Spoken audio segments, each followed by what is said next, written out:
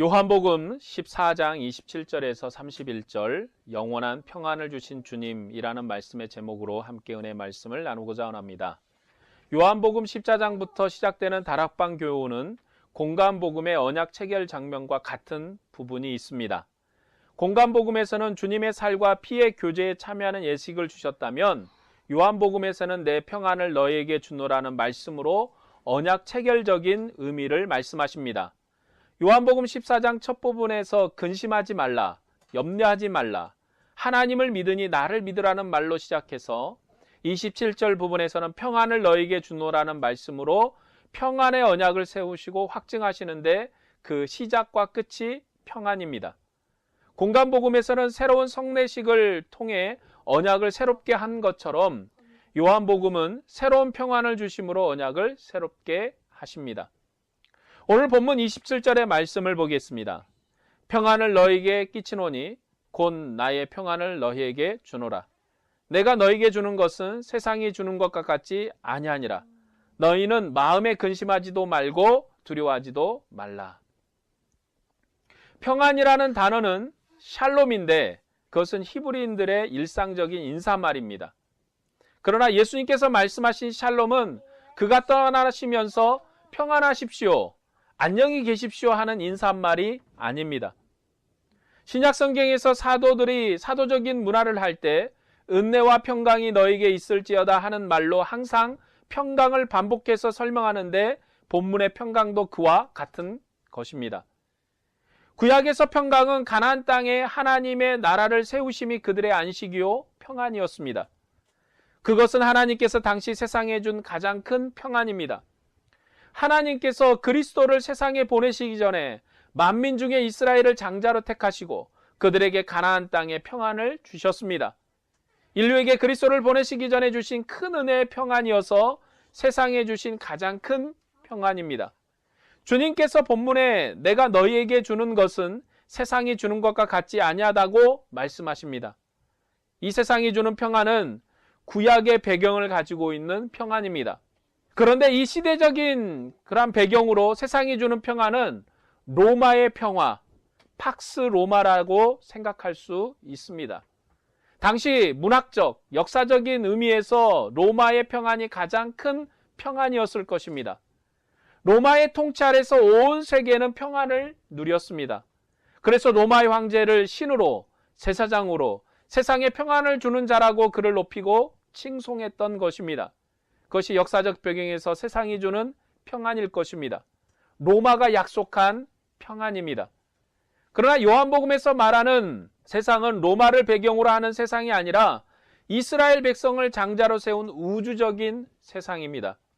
단순한 우주적인 세상이 아니라 유대인이 대표인 하나님을 대항하는 세상입니다. 그래서 요한복음에서는 세상이 저를 알지 못했다고 기록하므로 세상은 어두움 안에 있다고 설명합니다. 오늘 본문에서 세상은 로마를 배경으로 말하지 않습니다. 구약 성경은 항상 유대인이 장자이고 유대인들을 대상으로 설명하고 있지 이방인은 수에 칠 가치도 없다고 말합니다. 그래서 로마의 평강은 오늘 본문에서 배경이 될 수 없습니다. 그리스도 밖에 있는 세상에 주신 하나님의 평강은 이스라엘의 평강입니다. 여기서 세상이 주지 못하는 평강이라는 것은 바로 이스라엘의 평강을 두고 말씀하는 것입니다. 그 평강은 하나님께서 친히 군대 장관이 되셔서 원수를 치시고 자기 백성을 약속의 땅에 심으신 평강입니다. 그 땅에 적과 꿀이 흐르는 복으로 살게 하시고 이방의 모든 권세로부터 보호하셨습니다. 그것이 그리스도 밖에 있을 때 세상이 누리는 가장 큰 평안이었습니다. 그래서 요한복음에서 세상이 주는 평안과 같지 않다고 했을 때 그 배경이 바로 구약적 배경의 이스라엘의 평강입니다. 이스라엘이 주는 평강을 얘기한 것입니다. 다시 본문 27절과 28절의 말씀을 읽겠습니다. 평안을 너희에게 끼치노니 곧 나의 평안을 너희에게 주노라. 내가 너희에게 주는 것은 세상이 주는 것과 같지 아니하니라.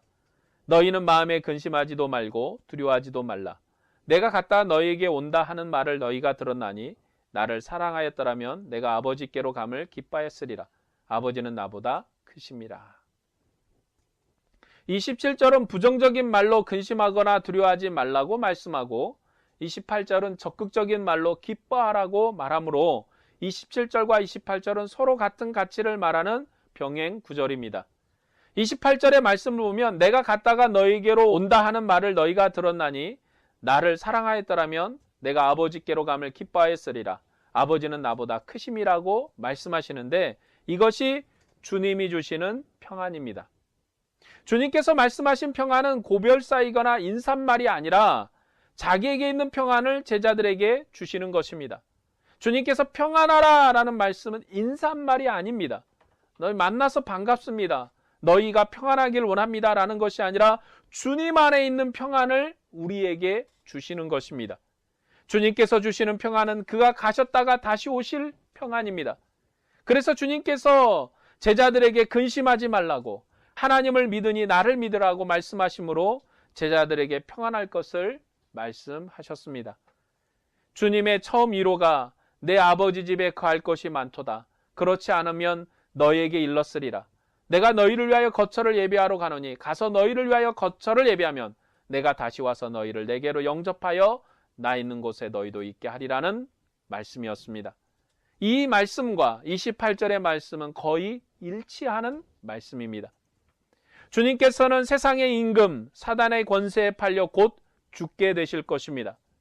그리고 임박한 두려움 때문에 제자들은 두려워하고 있습니다. 그 환난 중에 베드로 같은 신실한 자도 3번이나 주님을 부인하고 넘어질 것입니다. 세상은 기뻐하고 제자들은 슬퍼할 것입니다. 그러나 잠시 후면 제자들이 주님을 다시 볼 것이고 그들의 슬픔은 사라질 것입니다. 이것이 주님께서 말씀하신 평안의 토대입니다. 주님께서 지금은 떠나지만 아버지께서 아들을 보내셔서 제자들에게 아버지를 증거했던 것처럼 그가 가시면 아들의 이름으로 성령을 보내셔서 아들이 가르친 모든 것을 생각나게 하시고 알게 하실 것입니다. 때문에 그가 떠나신다고 해서 떠나시는 것이 아니라 다른 보혜사가 와서 영원히 함께 하신다고 26절까지의 말씀에서 말씀하셨습니다. 그것이 주님께서 주시는 평안입니다. 죽은 자는 산 자에게 평안을 줄 수 없어요. 자기도 죽음에 갇힌 사람이기 때문에 두려워서 떠는 사람을 위로할 방법이 없습니다. 그래서 살아가는 자가 죽었을 때 매우 안타까워하는 것입니다. 구약 때 하나님께서 이스라엘에게 평안을 주셨어도 그것은 가나안 땅의 평안입니다. 그 평안은 세상의 권세에 무너질 수 있는 평안입니다. 그래서 이스라엘의 최고 영광 시대인 다윗과 솔로몬 시대에도 죽음의 권세를 이기는 평안을 가지지 못했습니다. 가나안의 평안의 한계는 죽음 안에 갇히는 것입니다. 죽음을 넘어서는 평안이 없는 것입니다. 자기의 사랑하는 자가 죽었을 때 슬퍼하고 눈물을 흘릴 수밖에 없는 평안입니다. 왜냐하면 그 다음에 어떠한 일이 이루어질지 어떠한 소망도 주신 일이 없기 때문에 그렇습니다. 그래서 구약의 제사장들도 다 죽었고 그리고 왕들도 다 죽었습니다. 구약의 제사장에게 하나님의 성소에서 하늘 영광을 누리고 하나님의 상에서 먹고 마시는 생명과 평안을 주셨는데도 그 평안은 짐승의 피도 주지 않는 평안이어서 참다운 생명의 평안은 아니었습니다. 피는 생명인데 그 피를 주지 아니하심으로 생명의 교제가 그들 가운데 있지 아니함을 주님이 분명하게 보여주었습니다.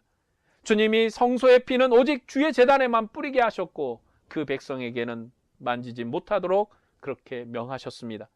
그들은 지성소에 들어갔다가 곧 나와야 했습니다. 지성소 하나님의 전에 들어갔지만 하나님과 대면함이 길지 못하고 다시 돌아 나와야 했던 것입니다.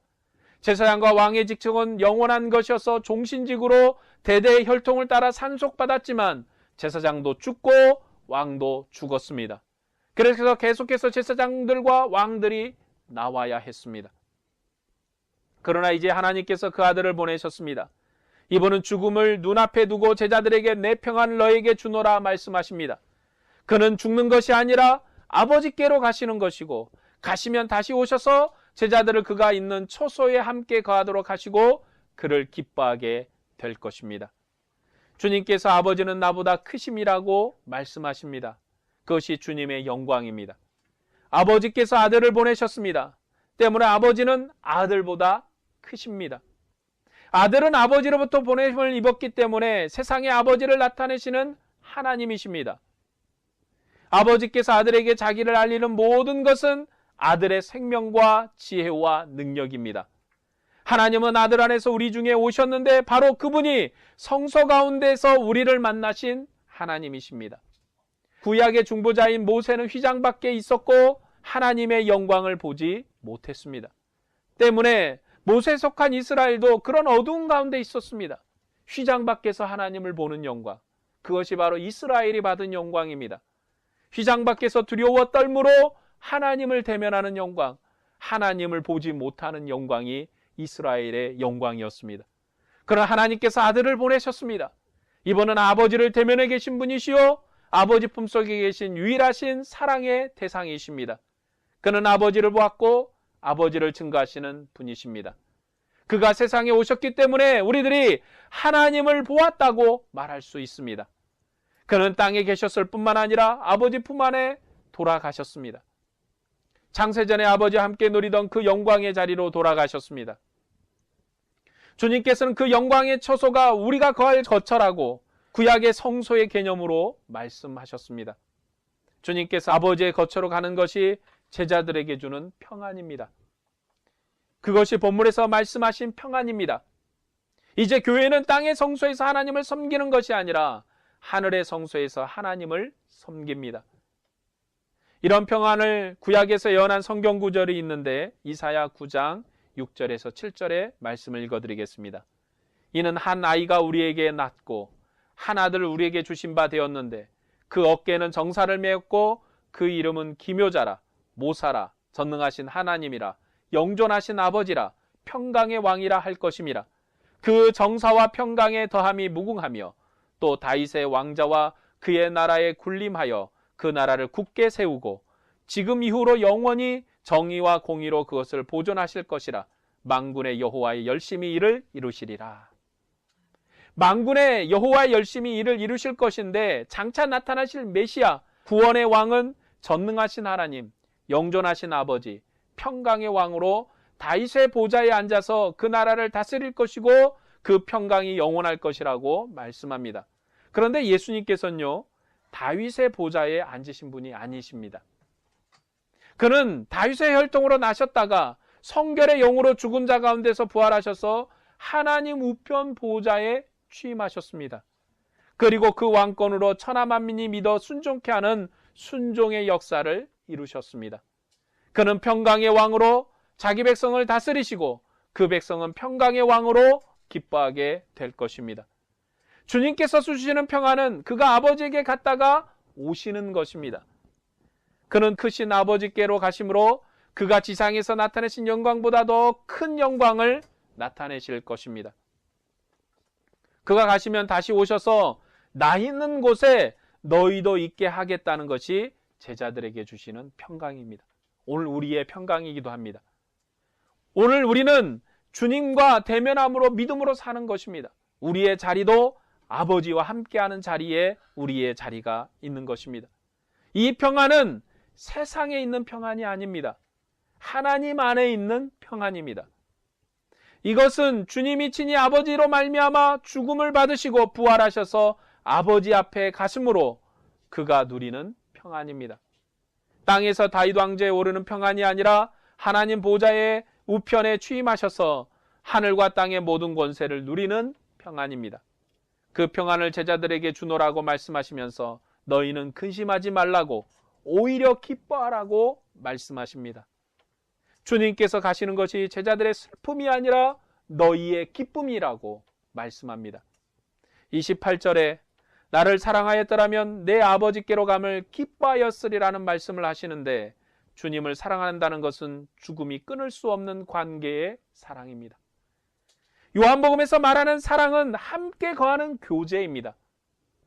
아들은 아버지와 영원한 사랑의 교제 가운데 계십니다. 아버지와 아들의 관계는 영원히 끊어지는 법이 없습니다. 아들의 모든 것은 아버지의 뜻을 행하는 것이기 때문에 항상 같이 계십니다. 제자들이 주님을 그런 믿음으로 믿으면 이 사랑의 관계를 죽음이 끊을 수 없습니다. 오늘 우리가 주님을 그렇게 믿으면 이 사랑의 관계를 그 죽음이 끊을 수 없는 것입니다. 이제 그가 가시면 다시 와서 사랑하는 자들에게 자기를 나타내시고 거처를 함께 하실 것입니다. 그러니 이 사랑의 관계에서는 두려움이 없습니다. 사랑만이 두려움을 이깁니다.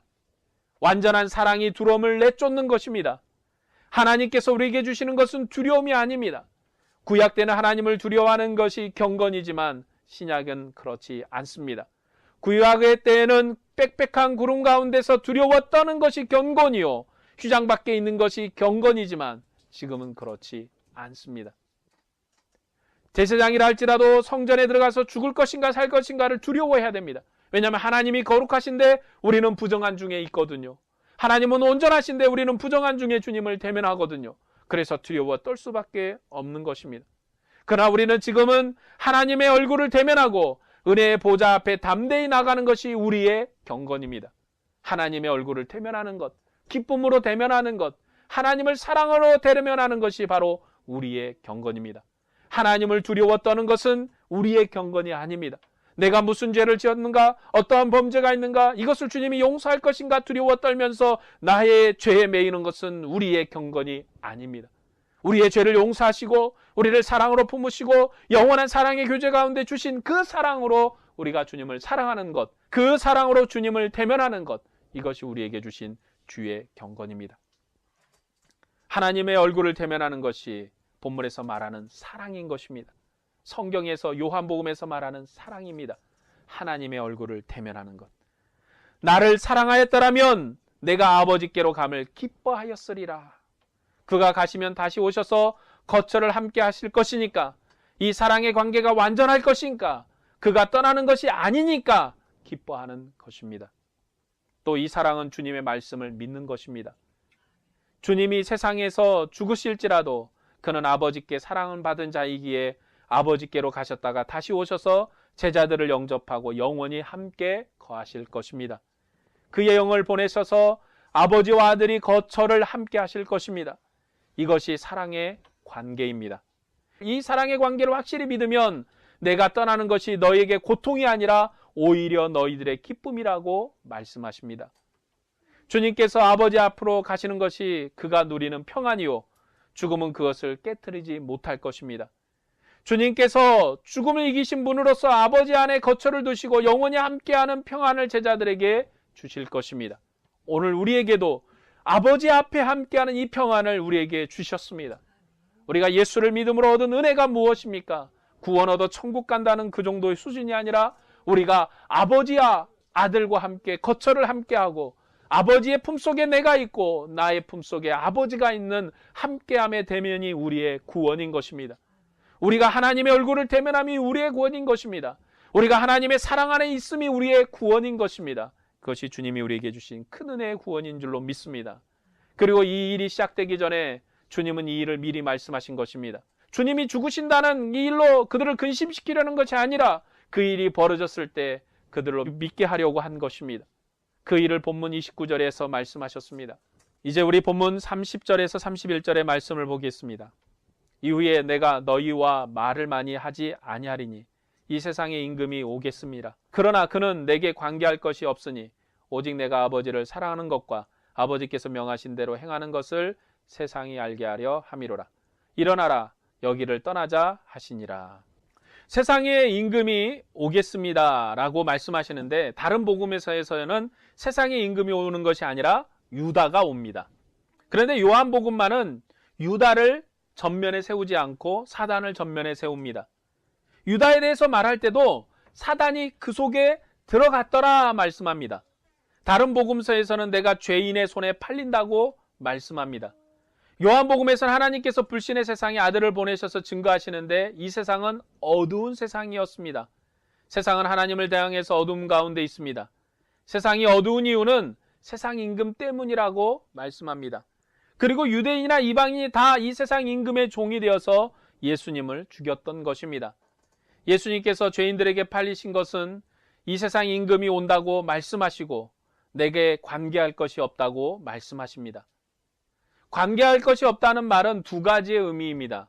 그 첫 번째는 죄를 책잡을 것이 없다는 말이고, 두 번째는 예수님께서는 위에 속하셨고 아래 속하지 않았기 때문에 너는 나와 상관이 없다는 것입니다.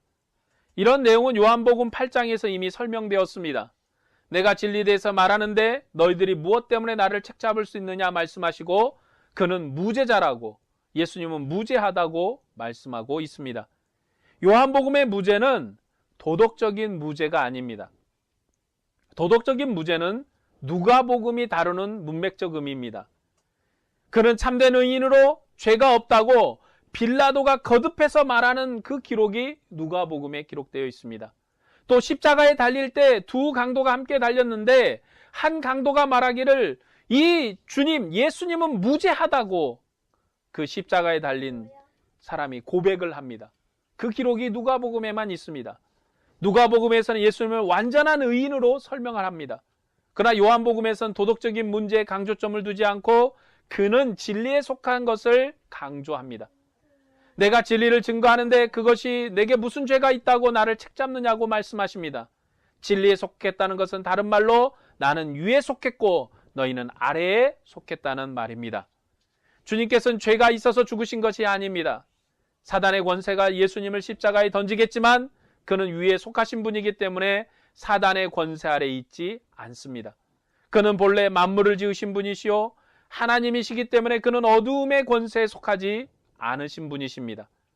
어둠에 속한 사람들은 이 세상에 속한 사람들입니다. 이 세상에 속한 것은 죽음의 질서 아래 있기 때문에 그것은 죄와 사망의 권세 아래 있습니다. 예수님께서는 위로부터 오셨기 때문에 빛과 진리가 충만하신 분이십니다. 때문에 이 세상의 임금은 그를 손댈 수도 없고 그를 책잡을 수도 없으며 그에게 대해서 법적인 권리가 없습니다. 그러나 주님께서 십자가에 죽으신 것은 오직 그가 아버지를 사랑하는 것과 아버지의 명하신 대로 행하는 것을 세상으로 알게 하려고 죽으신 것입니다. 이런 사실을 제자들만 믿게 하려는 것이 아니라 세상으로 알게 하려고 죽으신 것입니다. 예수님께서는 힘이 없어서 죽으신 것이 아닙니다. 나는 생명을 버릴 권세도 있고 얻을 권세도 있다고 말씀하셨습니다. 예수님께서는 창조의 처음부터 함께 계신 하나님이시기 때문에 생명의 권세가 그의 손에 있습니다. 주님께서 십자가에 죽으셨다고 그가 세상의 임금의 통치 아래 있는 것이 아닙니다. 이 세상의 임금의 통치는 사망의 통치인데 그것은 죄 때문에 가능한 것입니다. 그러나 주님은 위로부터 오신 분이기 때문에 모세에 속한 사람도 아니고 죽음의 권세와도 상관이 없습니다. 그가 사단의 권세에 팔려 죽으신 것은 내가 아버지를 사랑하는 것과 아버지께서 명하신 것을 세상으로 알게 하기 위해서 죽으신 것입니다. 그는 아버지를 사랑합니다. 그리고 아버지를 대면해 계셨던 하나님이십니다. 그는 지금도 아버지를 대면해 계신 분이셔서 그의 모든 일이 아버지의 일입니다. 아버지께서 아들을 통해서 세상을 구원하시기를 기뻐하셨기 때문에 스스로 죽음을 자원하신 것입니다. 하나님께서는 아들의 죽으심을 통해서 세상의 구원을 베푸셨습니다. 아들의 죽음을 통해서 하늘 성소를 여시고 아들의 죽음을 통해서 세상을 구원하십니다. 그가 죽으심으로 죽음의 세력을 끝내시고 부활을 통해서 새로운 생명의 세계를 여셨습니다. 그는 하나님의 거룩한 성소를 여셨습니다. 그리고 그가 아버지께 가심으로 아버지와 함께하는 생명의 길을 여셨습니다. 그가 유월절 양이 되셔서 하늘 성소를 여신 것입니다. 구약의 짐승의 피는 땅에 있는 성소를 열었지만 하나님의 아들, 새로운 유월절 양으로 죽으신 주님은 하나님께로 향하는 성소, 하늘 성소를 여셨습니다. 그는 아버지를 사랑했기에 아버지의 명령을 따라 이 죽음을 스스로 작정하셨고 이 죽음을 통해서 세상의 아버지를 믿어 구원의 은혜를 누리게 하셨습니다. 오늘 말씀을 정리하고 적용하고자 합니다. 우리 안에 계신 성령은 곧 평안의 성령이십니다. 예수님께서 죽은 자 가운데서 부활하시고 제자들을 찾아오셔서 숨을 내쉬면서 너희에게 평안이 있을지어다 말씀하셨습니다. 그때 제자들은 두려워서 문을 닫고 있었습니다. 그때 주님께서 너희에게 평안이 있을지어다 말씀하시므로 두려워 떠는 제자들에게 평안을 주셨습니다. 창세기에 하나님이 사람을 흙으로 지으시고 생기를 불어넣어 그에게 생명을 주신 것처럼 죽은 자 가운데서 부활하신 주님께서 생명의 주가 되셔서 숨을 내쉬면서 제자들에게 성령을 받으라고 말씀하십니다. 그리고 아버지께서 나를 보낸 것처럼 내가 세상을 구원하기 위해 너희를 보내노라고 말씀하셨습니다. 우리 안에 계신 성령은 아들의 이름으로 보내신 성령입니다. 부활하신 주님께서 호흡하신 성령입니다. 아버지께서 아들을 보내심으로 세상에 함께 하셨던 것처럼 보좌 우편에 취임하신 아들이 성령을 보내셔서 아버지와 아들이 우리 안에 거처를 함께 하시고 영원한 사랑의 관계로 계십니다. 아들은 죽음의 매인분이 아니신데도 우리의 생명을 위해서 아버지의 명령을 따라 자기의 몸을 버리시고 그의 피로 영원한 생명의 문을 여셨습니다. 그 결과 우리에게 하늘의 거처를 선물하셨고 이 평안을 자기 백성에게 주셨습니다. 이제 성령이 우리 안에 계심으로 영원히 세상을 이길 수 있는 참된 평안을 주셨습니다. 우리 안에 계신 성령은 존재론적으로 하나님이 계시단 말이 아니라 아들이 아버지로 말미암아 사는 것처럼 아버지께서 아들의 이름으로 보내신 성령이 우리 안에 계심으로 교회가 아버지와 아들과 영의 교제로 살 수 있도록 하셨습니다. 우리는 이제 이 성령으로 말미암아 아버지와 아들과 영의 교제로 사는 것입니다.